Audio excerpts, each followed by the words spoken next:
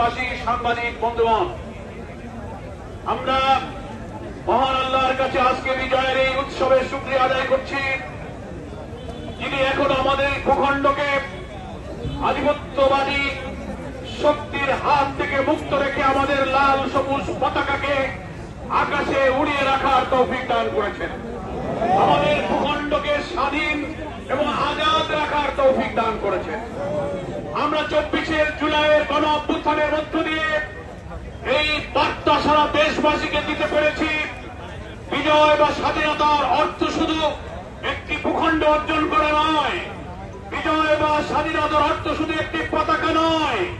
বিজয় বা স্বাধীনতার অর্থ শুধু একটি জাতীয় সঙ্গীত নয়, বরং বিজয়ের প্রকৃত অর্থ হল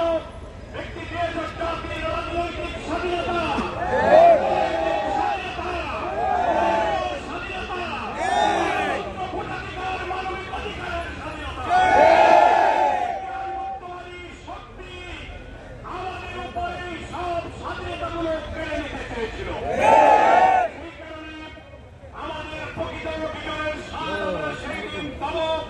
আমাদের মুক্ত স্বাধীন এই বাংলাদেশে,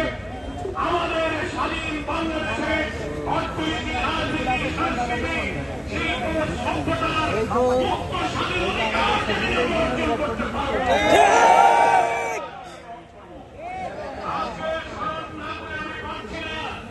সকাল 7টা ঐতিহাসিক সেই সরোয়ার্দী উদ্যান থেকে আমাদের সংগ্রামী আমির জামাত, বাংলাদেশের 18 কোটি মানুষের নন্দিত নেতা ডক্টর শফিকুর রহমান যে যুব ম্যারাথনের ঐতিহাসিক উদ্বোধন ঘোষণা করেছিলেন, হাজার হাজার রাজধানীবাসী সেই ম্যারাথনে যুক্ত হয়ে আজকে